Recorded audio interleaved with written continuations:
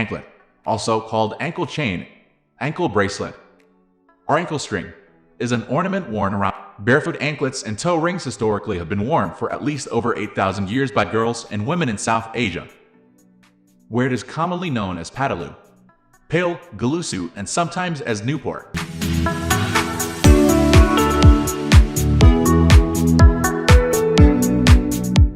They have also been worn by Egyptian women since pre-dynastic times.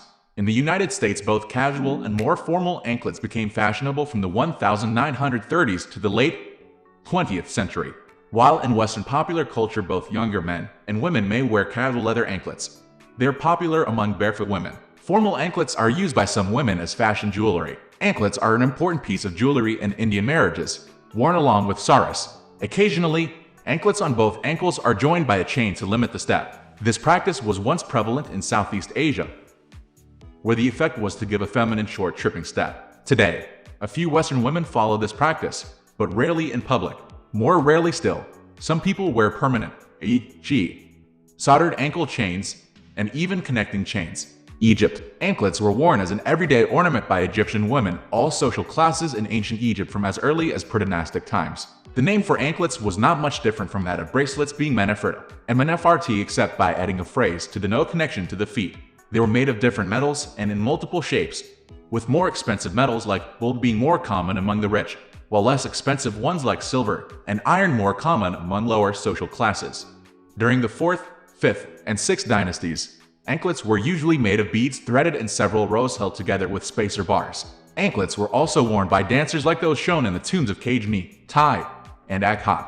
In the early 20th century, anklets were commonly worn by Egyptian women of inner cities. They were called payal, colloquial, and were most commonly worn by women of Alexandria, along with a traditional dress covered by a one-piece black cloth called melayalef. Today, anklets are not commonly worn by Egyptian women in public due to increased Islamic conservatism that has spread in Egypt, where wearing anklets in public is generally perceived as being immodest. Anklets are still commonly worn by dancers in public events. Bronze anklets are visible as early as the Bronze Age in temperate Europe, in an area roughly along the Danube, in the Alpine foreland, up the Rhine to the Atlantic, and also down the Rhone. Sherat, 2001. These were found among hoards in these areas, along with other bronze items characteristic of this time, c. 1800 BC onwards, and are attributable to the tumulus culture that spread across this region. Neolithic and Chalcolithic periods at Mayagar indicate use of anklets.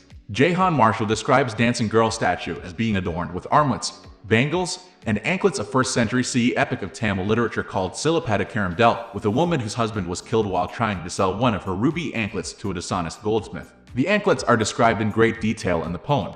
Rajasthani women wear the heaviest type of anklets, which are silver and signify tribal adherence. The women wear these as costume jewelry, but also to show their bravery as a tribe against other rival tribes.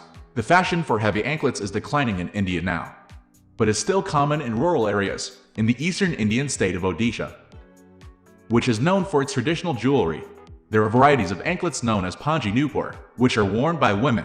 Another variety, which covers the entire foot, is known as Padapadma. In ancient times, men also wore anklets. Traditionally, only Kshatriya, royal or warrior caste persons can wear gold anklets, and other castes wear silver anklets.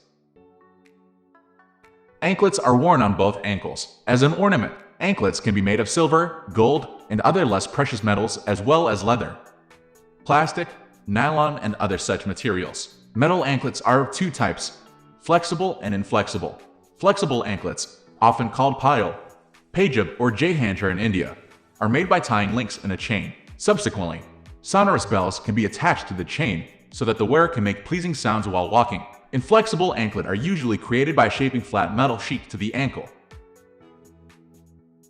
Scuba divers sometimes wear lead anklets to stop a tendency for their legs to float up when diving in a dry suit. Convicted criminals may wear ankle monitors as electronic tagging devices while being confined to a specific venue. We are going to end this video right away. If you have any query or information to share, please leave a comment below. Thanks for watching.